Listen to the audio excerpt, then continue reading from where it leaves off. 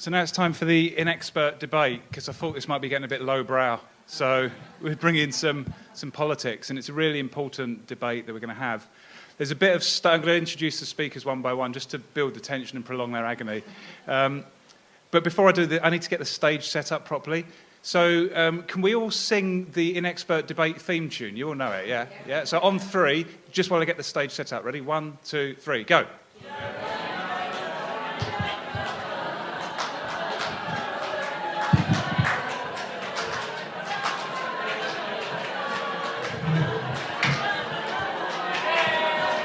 Okay, thank you. Thank you.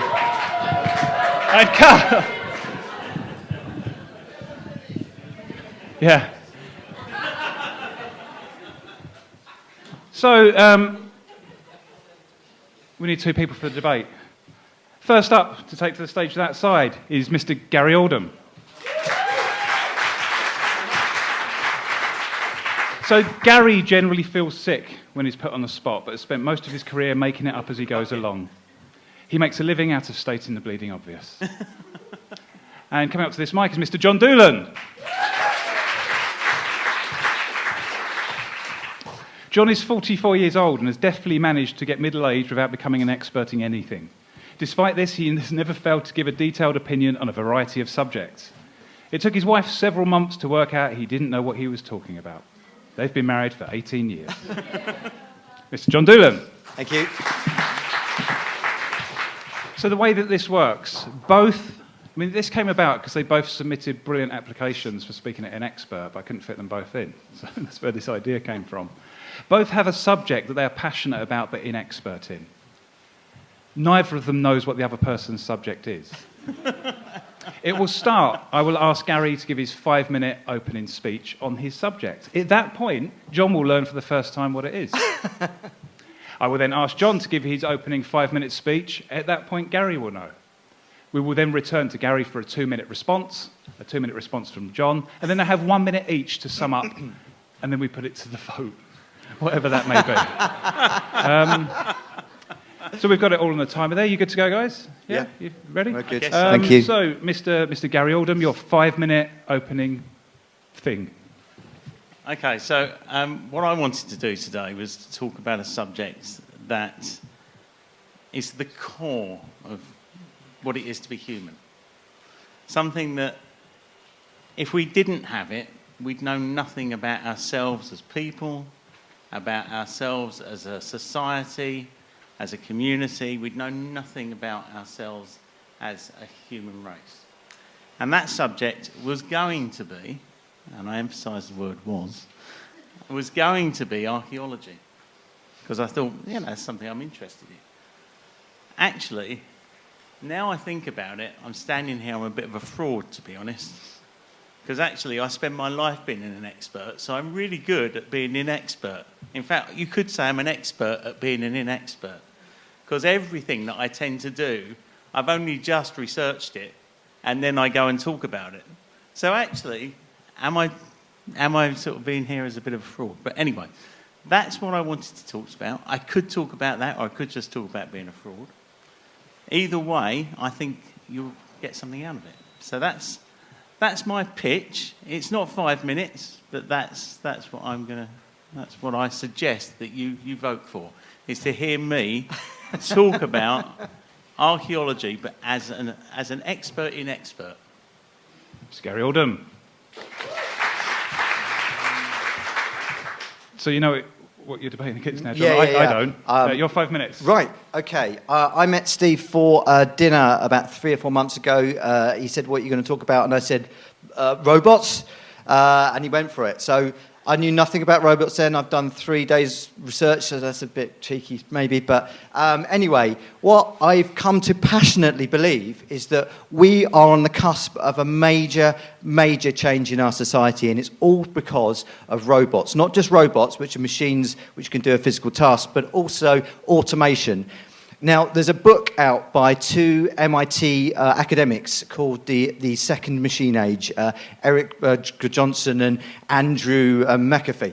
I haven't read it. But what it says it says that there are 47% of jobs in the States which can now be changed and be lost to automation. 36% in the UK. So you can see that's already a major problem. And on top of that, we're getting a world that's getting far, far more unequal. Now, 1945, there was a jump, 50% of income growth for the 90% of people, the bottom half of society, 90%, 90. And that's gone up to 200% by the 1980s. Now, the top 1% of society, up until the 1980s, they didn't have much income growth, but now it's ballooned. So we've got a pincer movement of jobs that are being lost on one side. And by the way, the other thing that they've discovered in this book, which I haven't read, is that the jobs that are going to be lost, first and foremost, are the middling jobs, not the jobs at the bottom of the pool, if you like, not the really unskilled jobs, but the semi-skilled jobs. They're the ones that go first. So you can tell that if you've got the middling jobs going, for example, like helping the bookies do working out odds or making cars in factories or whatever it might be, and then automation and robots are getting cheaper so that the lower skilled jobs go as well, we've got a massive problem in our society. Also, when you compare it to the unequal society that we've already got. Now, there's a guy called Walter Scheidel, who's a historian. Again, I haven't read his book, but it's called The Great Leveller. And Walter's theory is that the only thing, and he's gone back to the Stone Age for this, the only thing that narrows inequality is massive amounts of death, right? I mean, he sounds like a barrel of laughs, but he basically has said that the Black Death, really, really good for narrowing inequality. The Russian Revolution, brilliant. World War I, fantastic. World War II, really good as well. And the worrying thing for us as a society is if we want to narrow that inequality, and with the coming age of machines, we're really going to have to get our heads on and think about this now. Now, that means that we are going to have to start thinking up front about what we do about this as a society to actually make things better.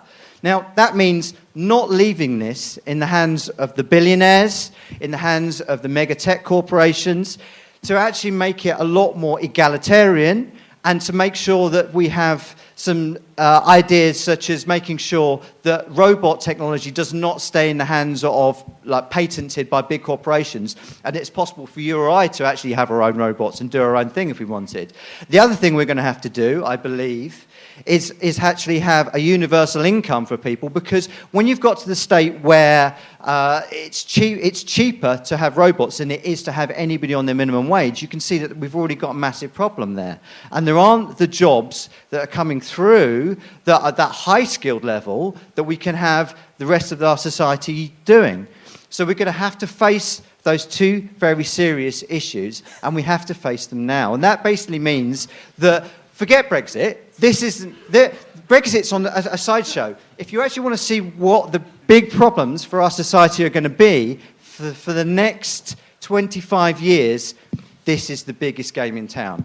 So we need to get our politicians to do something about it, and this is what we really have to start thinking about now, because if we want the utopian outcome and not the dystopian one, we have to do something now. Thank you.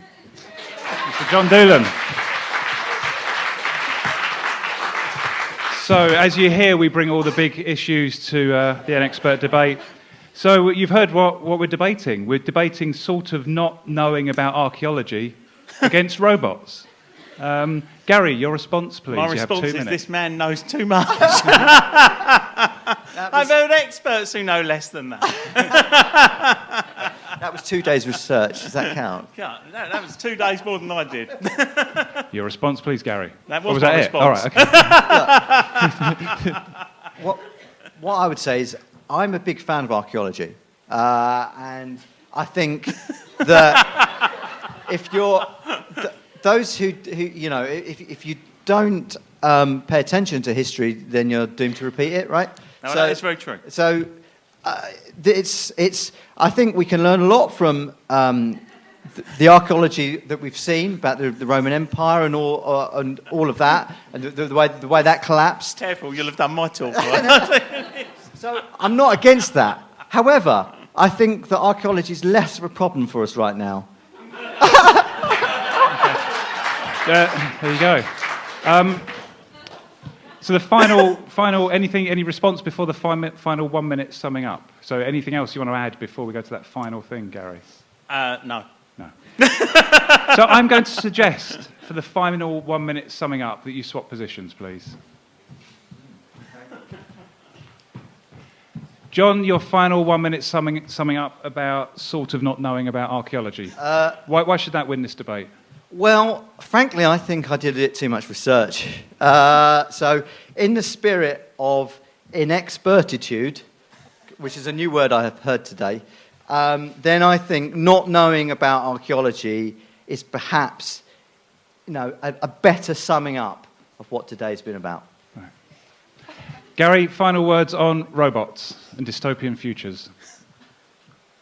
Well, I think that clearly there is a lot of research that has been done, much more than 3 days, or either that or But I would say that there's certainly a lot to be learnt in this room about the challenges of the dystopian future, the challenges that robots present to us. And actually, if we leave this room and actually learn something, that might have been at least a good use of the day. So, ladies and gentlemen, we're going to put this to the vote. Can you please make a noise for both not knowing about archaeology and robots at the same time now, please? Go.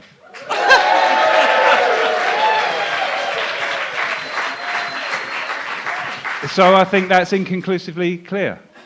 That was the Inexpert debate. We'll hear the theme tune as these guys finish. Thank you very much, John Doolan and Gary Aldam.